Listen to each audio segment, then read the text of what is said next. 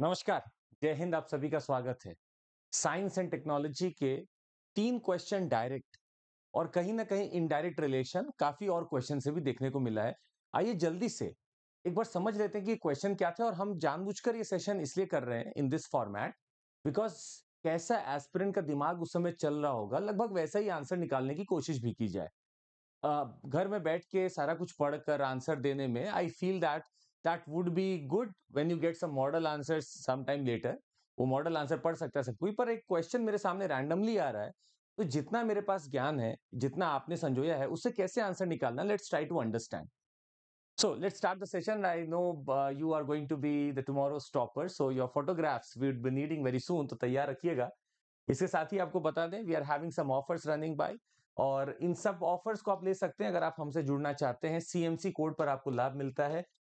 You get some discounts also and you get an association with me also. Not only this, we are having a promise offer running. अगर आप 2 साल या उसके ऊपर का subscription लेते हैं तो आपको प्रीलिम्स निकलेगा, हम मदद करेंगे मेंस में, मेंस निकलेगा, हम मदद करेंगे इंटरव्यू में, और अगर इंटरव्यू में आपका अच्छा हो जाए तो बहुत बढ़िया है। गलती से अगर रह भी गया थोड़ा सा तो we are trying to give you a refund और सम एक्सटेंशंस। तो सीएमसी कोड पर आपको ये भी लाभ मिलता है, CMC. Batches are already running. सितंबर 5 से हमारा ऑलरेडी बैच चालू हो चुका था आरंभ, जो कि इंग्लिश का है। 2024 के लिए जो एस्पायर कर रहे हैं वो देख सकते हैं, और जो आगे के लिए देखना चाहते हैं 2025 के लिए, उनके लिए फाउंडेशन बैच है। हमारे यहाँ सारी क्लासेस ऑनलाइन आपको मिलती हैं, नोट्स मिलते हैं, and we are trying to be giving you lot of test series here. Test होते रहते हैं आपके, कॉम्प्रिहेंसिव स्टडी मटेरियल आपको मिलता ही रहता है, और अनलिमिटेड एक्सेस है आपको। चलिए शुरुआत किया जाए सेशन का, और आप देख सकते हैं जो पहला क्वेश्चन डायरेक्ट है, so I am going to deal with the direct questions. और हम और आप आइए इस मंथन को देखते हैं कि how can we take out an answer. देखते हैं कैसे लिखा जाता है।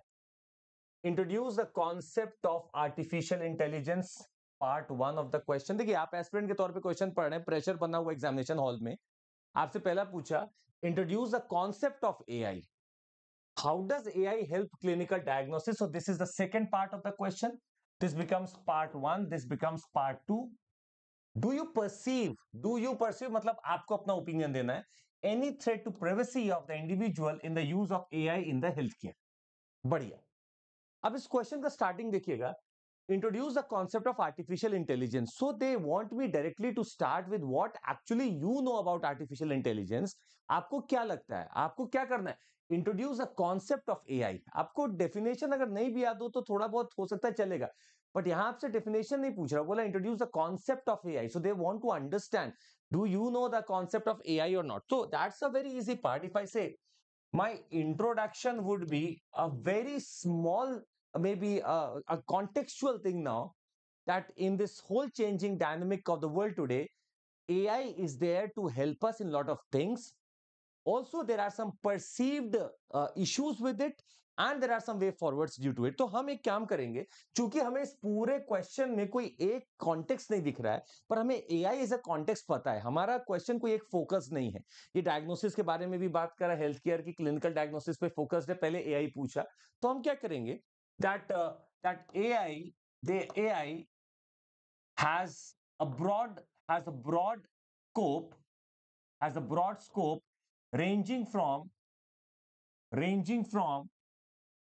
हेल्थ टू इकोनॉमी, या आपको जो लिखना है आगे तक, to economy, to space, anything that you can write down, but the concept has to be but the concept has to be understood well.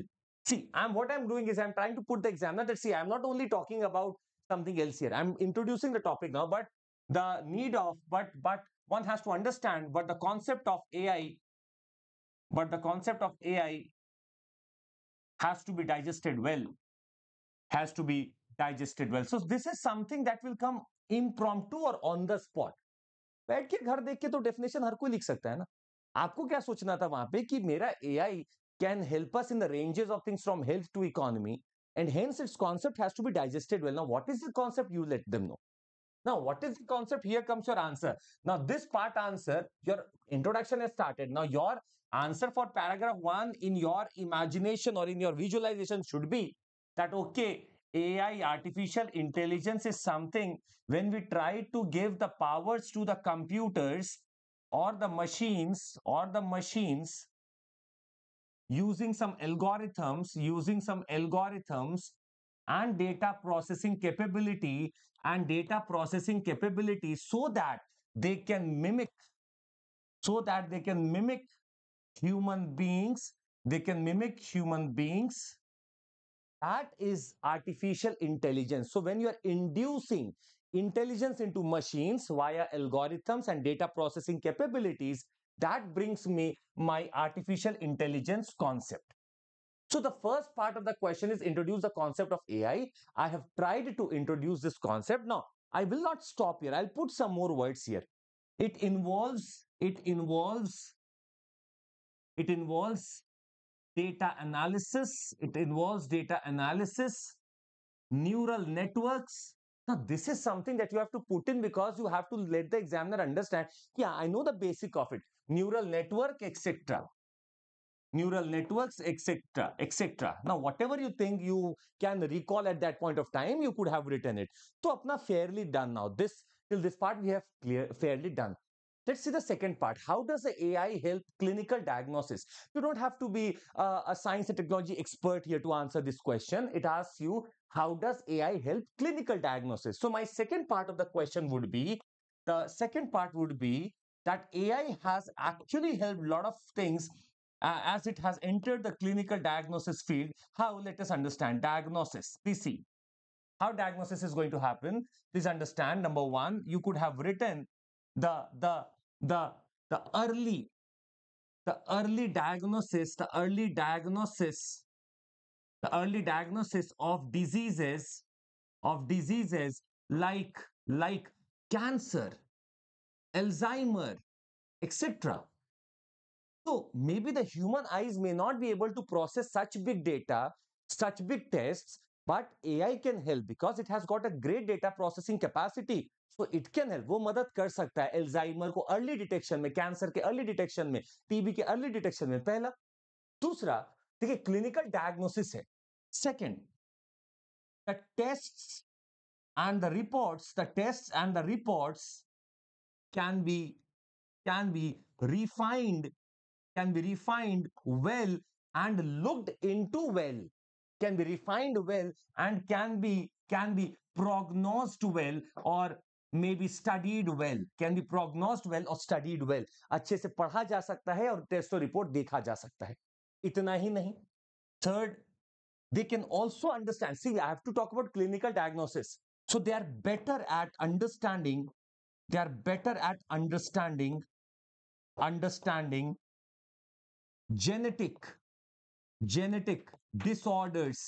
disorders if present. They are better at understanding because वो देख सकते हैं क्या कोई pair repeat कर रहा है, कोई क्रोमोसोम में कोई एबनॉर्मलिटी है, कोई जेनेटिक एक्सप्रेशन है, वो बेहतर समझ पाते हैं।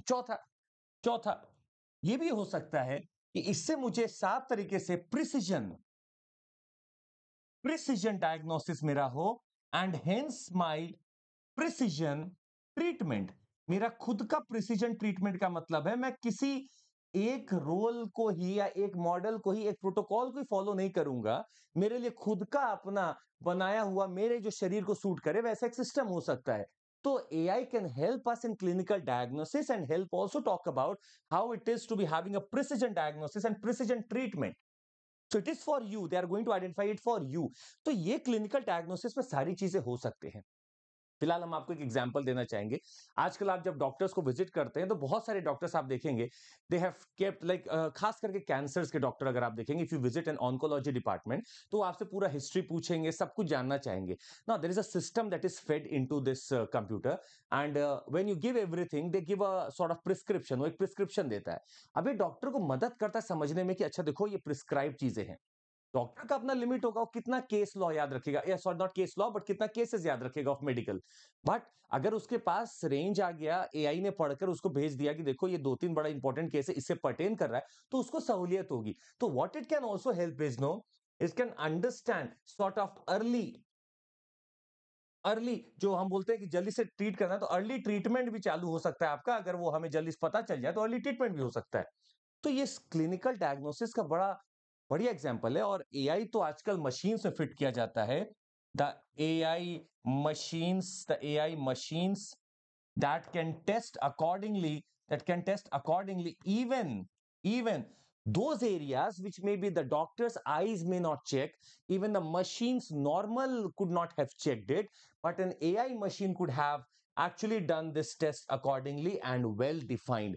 ये फायदा मिलता है एआई का, क्योंकि एआई क्या है, एक न्यूरल नेटवर्क है। अब देखिए, आप एग्जामिनेशन हॉल में बैठे तो आपके दिमाग में जो जल्दी जल्दी आ रहा है ना, सोचना पड़ेगा उसको, और उसको एक फ्लो में बना के लिखना पड़ेगा, और more than enough, more than enough. अब चलिए तीसरे पार्ट पे चलते हैं। Do you perceive, now this is your call, do you perceive any threat to privacy of the individual in the use of AI in healthcare? Now please understand, आपको ये बहुत important question पूछा है, और आपको ये पता होना चाहिए, डेटा के ऊपर तो बहुत विवाद चल भी रहा है।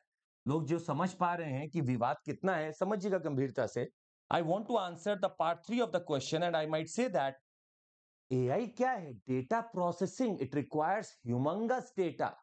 तो इतना डेटा अगर प्रोसेस करेगा, मतलब कल को किसी और का ट्रीटमेंट भी होगा तो मेरा डेटा भी उसके पास है, वो मेरा डेटा भी प्रोसेस कर रहा है। I don't feel good about it, my privacy is actually not maybe with me now, it has already been violated, it has already been breached, टूट के खत्म हो गई मेरी प्रिवेसी। कैसे? तो डेटा प्रोसेसिंग वाला जो पार्ट है, जहां पे मेरा डेटा भी उसके पास है, उससे हो सकता है डेटा प्राइवेसी का एक इंपैक्ट पड़े। दूसरा, इतना बड़ा डेटा का संग्रहालय है, there can be a data breach, there can be a data breach, and there could be the off problems because of it। हो सकता है इसके और रिपरकशंस हो।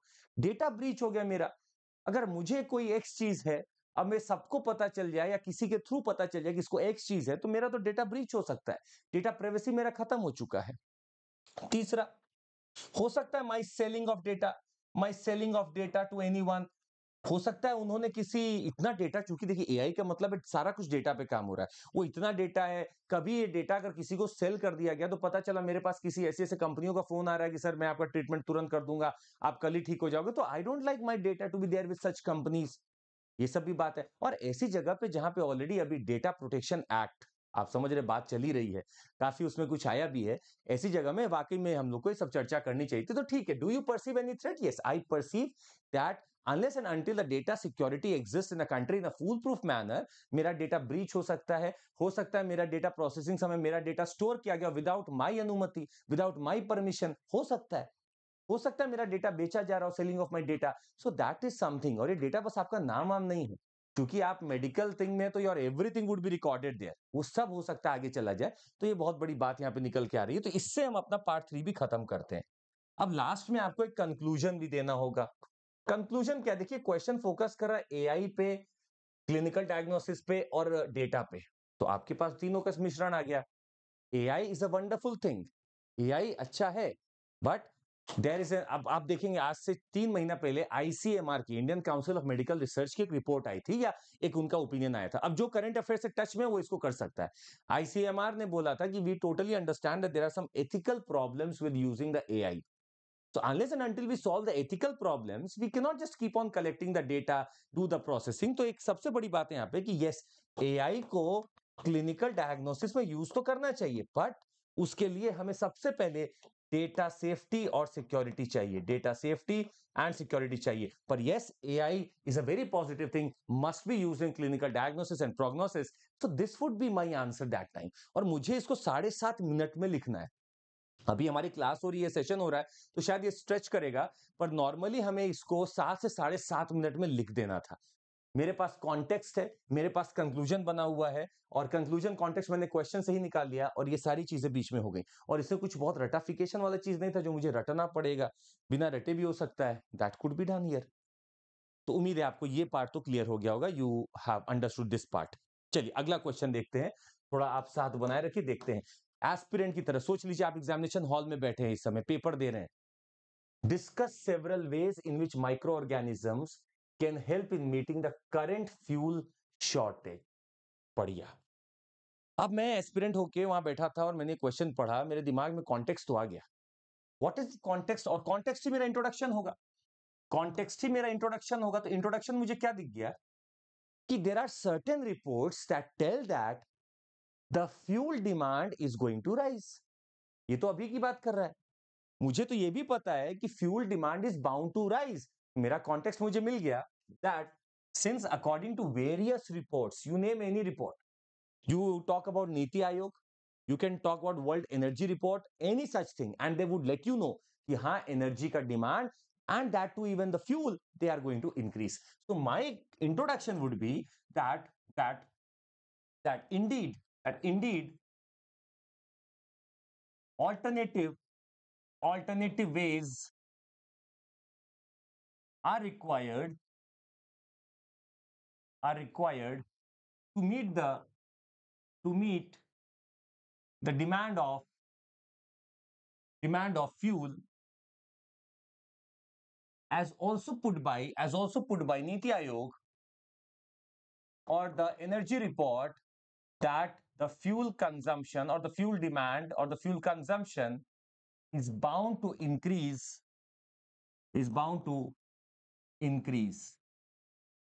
क्लियर हो गया? अब मैंने कॉन्टेक्स्ट दे दिया. I want to have alternative ways to meet the demand of fuel, as also put by this energy report, that fuel demand is bound to increase. तो मैंने उसको इंट्रोडक्शन दे दिया अपना कि भाई देखो फ्यूल डिमांड बढ़ने वाला है, और अगर वो बढ़ने वाला है तो मुझे वेस्ट चाहिए. I know it alternative ways to have it. हो सकता है मेरा एक्सप्लोरेशन इतना अच्छा ना हो सकता है मेरे दिक्कतें और रिसोर्सेस के साथ, पर मुझे कुछ ऑल्टरनेटिव तरीके ढूंढने हैं. अब आता है आपका असली answer, in several ways in which the micro organisms. तो ये आपको पहले ही बता दे रहा है, तो आपके दिमाग में कुछ इमेजेस आ सकते हैं. हम कोशिश करते हैं यहाँ पे इमेजेस बनाने की कि माइक्रो ऑर्गेनिजम्स मेरा कैसे मदद कर रहा है. पहला माइक्रो, अब मान लीजिए आप पढ़े नहीं हैं, बहुत कम जानते हैं, तो आप छोटी छोटी चीजों से चालू करिए. जैसे कैसे मदद करेगा? Microorganisms can help me with resource augmentation. रुकिएगा, एकदम आराम से सुनिएगा. ऑगमेंटेशन कैसे देखते हैं?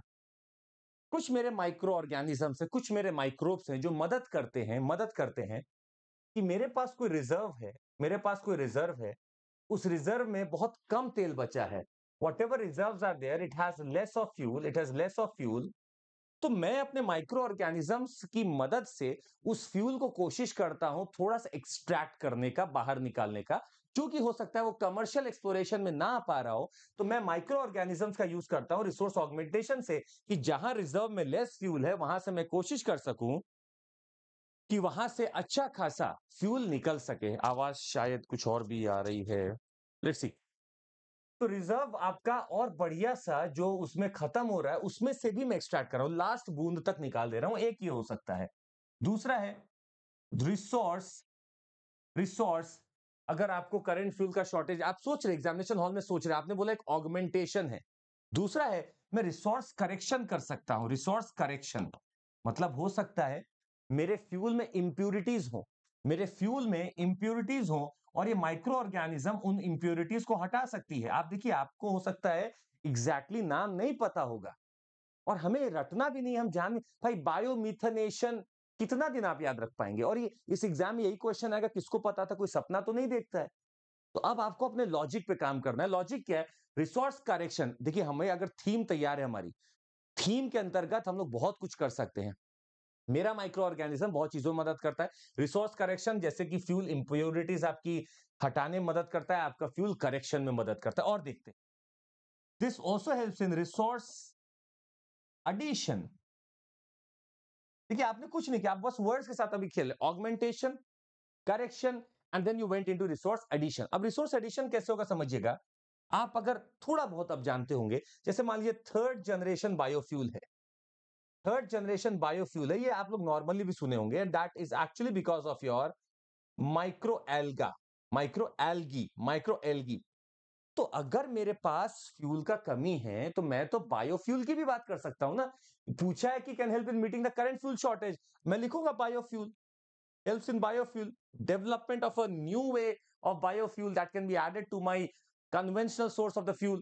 दोनों में मैं मिक्सचर करना चाहता हूं, तो बायोफ्यूल में भी मदद कर रहा है, रिसोर्स एडिशन में भी मदद कर रहा है. और देखिए it also helps me in help in meeting the current fuel shortage. Augmentation, correction, addition. Yeah, so you can also talk about is that resource generation. And that is, again, I would say that there are certain processes through which my microorganisms can actually degrade organic mass and can generate some fuel, और इस fuel को मैं use करूंगा with my conventional fuel. Resource addition में क्या था, मेरे पास एक पक्का सोर्स था कि थर्ड बायोजेनरेशन फ्यूल में आपको माइक्रो एल्गी है, पर हो सकता है मैं किसी ऐसे माइक्रो ऑर्गेनिजम्स की यहां बात करना चाहता हूं जहां पे मैं उसको यूज करके जनरेट करना चाहता हूं कुछ ऑर्गेनिक मास से, कुछ ऑर्गेनिक मास से मैं जनरेट करना चाहता हूं, यहां भी मेरा माइक्रो ऑर्गेनिज्म यूज हो सकता है, ये भी मेरा माइक्रो ऑर्गेनिज्म यूज हो सकता है। तो suppose I am getting this question, एक बात तो तय है कि मैं इस क्वेश्चन में शायद बहुत टेक्निकल चीजों में ना जाकर I could have written those things that normally as a UPSC aspirant I have heard of, I am able to write down। तो ये तीन चार चीजें तो आप नॉर्मली कभी भी लिख सकते थे। अब इसके बाद अगर आपको याद हो तो बहुत सारे प्रोसेस है, जैसे बायोमिथनेशन है, तो एनोरोबिक कंडीशंस में, विदाउट ऑक्सीजन कंडीशंस में बहुत कुछ बायोमास के साथ किया जाता है जो कि बायोमिथनेशन को जनरेट करता है। पर अब ये डिपेंड करता है कि आपको याद है कि नहीं है, और हम एक्सपेक्ट नहीं करते, बिल्कुल भी, please be very clear here. As very near to this examination I can understand, उस प्रेशर में नहीं याद आता है, उस प्रेशर में बस क्या होता है कि लॉजिकली हम चीजों को बैठाएं, फ्लो बनाएं और लिखते हैं। And I think these would be more than enough.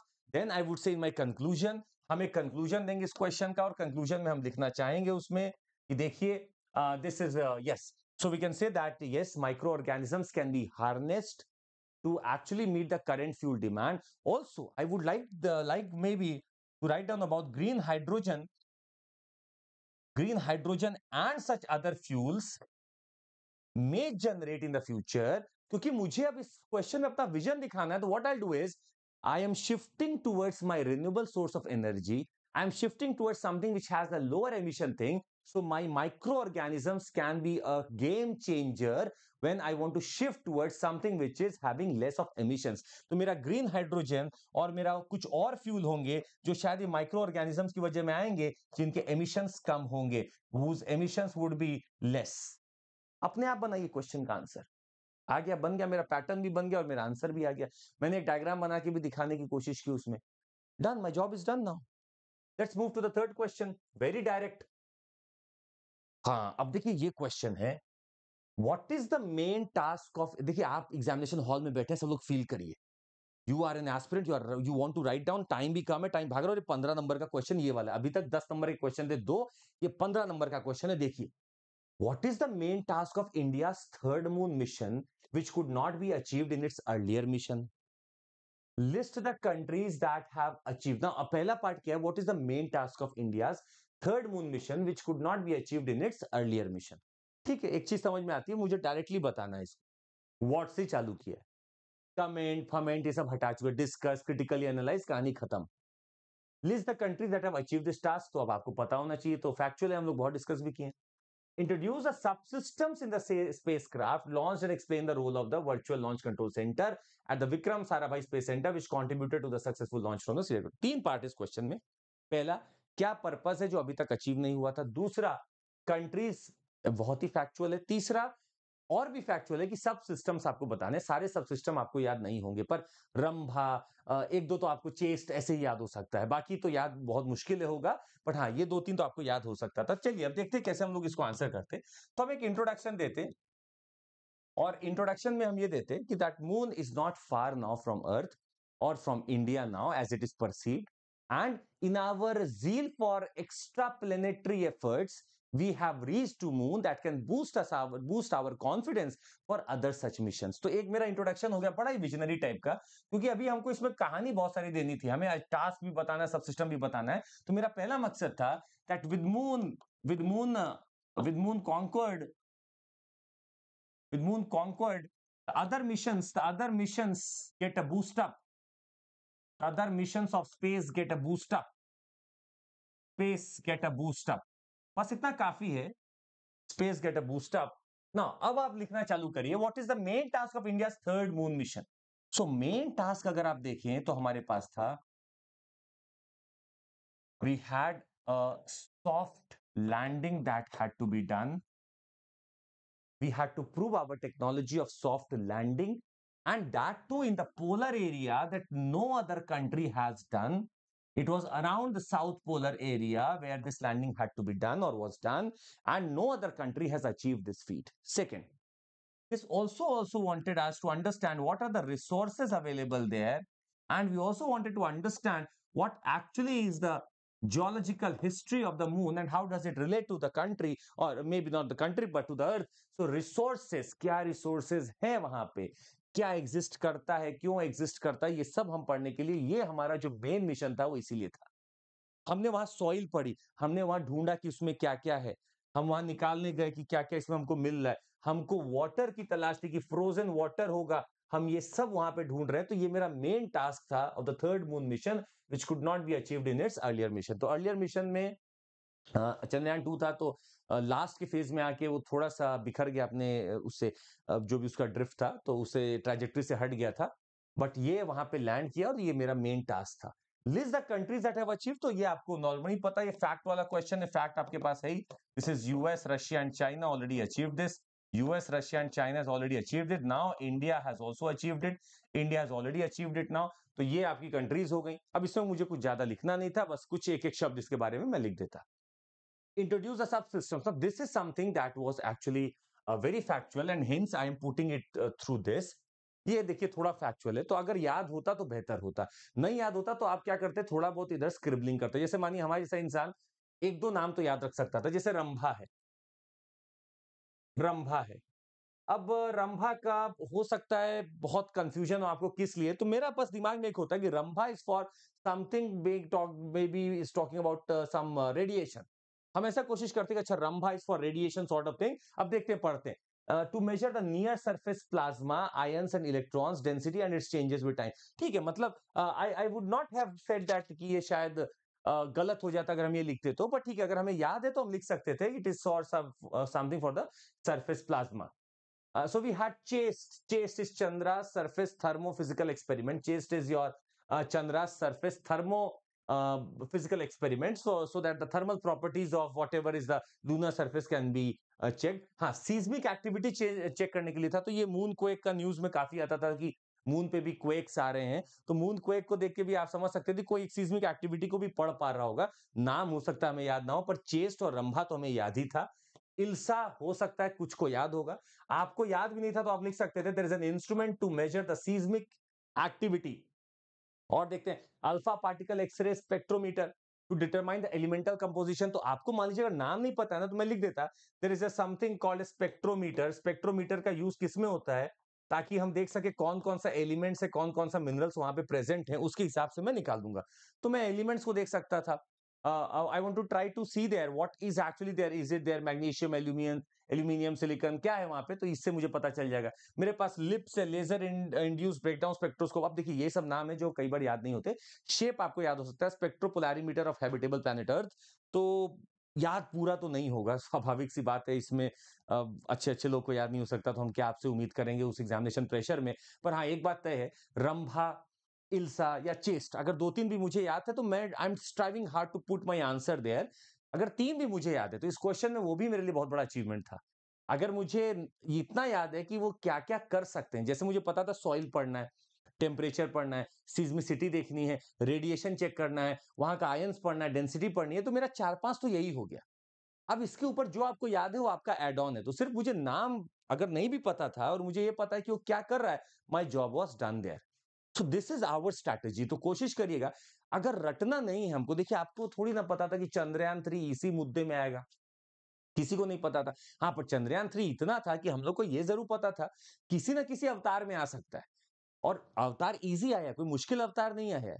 हाँ, पर अब इसका ये सब याद करना for all such satellites, for everything very difficult. Last के समय रिवीजन जिसका हुआ होगा वही इसको देख पाएगा। पर रंभा, इल्सा या चेस्ट, ये दो तीन नाम आपको बार बार बोला जाता है, उसको बस याद कर लीजिएगा, बहुत है। अगली बार के लिए भी हमारे लिए चेतावनी है। अभी हम इस पे भी एक बार डिस्कस करेंगे। अब लास्ट का देखिएगा, this is your third question now. Vikram Sarabhai space centre में एक आपको दिखेगा virtual launch control centre. Virtual launch control centre, आपको इसके बारे में बता दें, हम लोग जनरली इसको नहीं पढ़ते हैं, और हम ये नहीं भी उम्मीद करेंगे कि हमें सबको पढ़ना चाहिए इन चीजों को। पर आप नॉर्मली देखिए, आप अगर एस्पिरेंट हैं तो आपको एक चीज, एक आपके अंदर एक जुनून है that I can try to write down using my words. Virtual launch control centre क्या करेगा? वर्चुअल है पहली बात तो। वर्चुअल लॉन्च कंट्रोल सेंटर क्या करेगा? अब आप लिखेंगे कोऑर्डिनेशन, तो कोई काट देगा क्या? आप लिखेंगे कि सारा सेटअप, ये सारा सेटअप जो था उसको चेक किया, मॉनिटर किया, टेस्ट रिपोर्ट निकाला, तो कोई काट देगा क्या? कोई नहीं काटेगा। पूछा क्या आपसे? Explain the role of the virtual launch control centre, आप बताइए उसको कि आखिरी मिनट तक ये चेक परफॉर्म कर रहा था, टेस्ट परफॉर्म कर रहा था, कोई नहीं काट सकता। आप लिखिए कि मॉनिटर कर रहा था, यही था जो लॉन्च के पहले तक उसको पूरा ऑब्जर्व कर रहा था, और ये वर्चुअली कर रहा था बैठ के। This is VLCC, something very important for us to understand. अब मुझे अगर आंसर का एग्जैक्टली देखिए, एक बात तय मानिए, आई वुड नॉट क्लेम कि सब हमें आता है, हम सब कर सकते हैं, और हम आपसे निवेदन ये भी नहीं करेंगे सब आपको आना चाहिए। पर मैं सामने अगर कोई चीज है मेरे, मैं उसमें से कैसे कोई आंसर निकाल सकता हूं, being educated person for UPSC, I try to do that. और हमने सारे आंसर्स में यही लिखने की कोशिश की। अगर आपको बाकी टेक्निकल चीज चाहिए तो अलग बात है, वो तो आप ले सकते हैं। पर हम आपको फिर से बोल रहे हैं, एग्जामिनेशन हॉल के प्रेशर में बहुत मुश्किल है कि इतनी टेक्निकल चीजें आपको याद आए, बहुत मुश्किल है। तो आपको क्या रहता है, बिट्स एंड पीसेस में चीजें बस दिमाग में रहती हैं, और उसको आपको एक फ्लो बना के लिखना है। क्योंकि आज तक जो आप टेस्ट सीरीज दिए, एजुकेटर से पढ़े, वो क्वेश्चन तो बड़ा सीधा सीधा आपने देख लिया। पर यूपीएससी जब आपसे पूछ रहा है तो वो सीधा सीधा नहीं है, वो थोड़ा इधर उधर करके पूछेगा। आपका एप्लीकेशन बेस्ड है, आपका एक्सपीरियंस बेस्ड है, तो इसलिए आपको नेचुरल बनना है। यहाँ पे let's not do this road learning, natural बनना है, और कोशिश यही करिए करने का। और फालतू समय खराब करने का जरूरत नहीं है कि मैं ग्रंथ पढ़ूं इन सब के लिए, ग्रंथ का जरूरत नहीं है हम लोग को। सी व्हाट, इसमें बिना ग्रंथ के भी तो हम सब कर सकते थे, तो ग्रंथ का जरूरत नहीं है। Mind you, environment, science technology, internal security etcetera, ग्रंथ का जरूरत नहीं है। You just have your presence of mind, current affair scenario, उसका स्टैटिक पोर्शन देख के you can do the answers well. Please understand, बहुत सोच समझ के आपको ये बोल रहे हैं। तो इसका क्या होगा वीएलसीसी का? तो मॉनिटरिंग है, आप कभी भी चेक कर लीजिएगा। आपको नहीं भी पता होगा, मॉनिटरिंग है। और हाँ, ये पूरा चेकअप करता है। तो जो आपका विक्रम साराभाई स्पेस सेंटर में एक चेकअप रन होता है, वो वीएलसीसी दूर से बैठ के उसको चेक कर रहा है, सेटअप चेक कर रहा है कि सही से उड़ेगा नहीं उड़ेगा, सारा प्रोग्राम वर्क कर रहा है कि नहीं कर रहा है, सारा सेटअप देखता है। तो पूरा सेटअप का उसका लास्ट तक चेकअप करता रहता है। This is your VLCC. And उसको वहां ले जाके छोड़ा, जितना मैन्यूवर्स करना होता है, मैन्यूवर्स को भी ये देखता रहता है। मैन्यूवर्स का मतलब एक ऑर्बिट में ले जाके छोड़ा, फिर ये दूसरे ऑर्बिट में जाएगा, फिर तीसरे ऑर्बिट में जाएगा, तो ये मैन्यूवर्स को भी देखता रहता है। हो गया मेरा आंसर।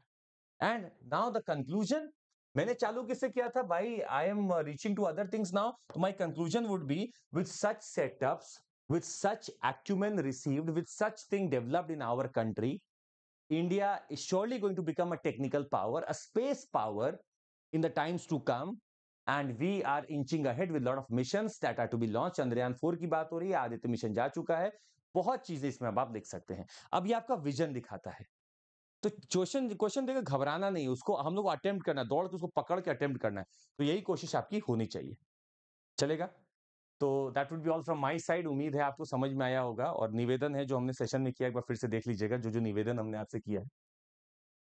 बाकी आपको बता दें कि हमारा अल्ट्रा कॉम्बैट हो रहा है ये 24 तारीख को, तो आप लोग जरूर दीजिएगा, 11 बजे है ये। You can win lot of things there, and test series already on, prelims और mains, you can see that also. Along with this EMI facilities available with us, CMC code पर ये सब मिलता है, आपको फायदा ले सकते हैं आप। और हमारा फाउंडेशन सक्सेस प्रोग्राम है जो कि ऑफलाइन चलता है, ओल्ड राजेंद्र नगर में, मुखर्जी नगर में, पुणे में। तो आप वहां भी टीम से जुड़ सकते हैं, पूछ सकते हैं, सीएमसी कोड पर आप वहां पे भी एडमिशन ले सकते हैं। So that would be all from my side. Thank you so much, take care, जय हिंद। अपना ध्यान रखिएगा, पढ़ते रहिएगा, खुश रहिएगा। और आपको बता दें कि निरंतरता ही सफलता की कुंजी है, जो निरंतर है वही सफल है। Thank you so much, take care, जय हिंद, बाय।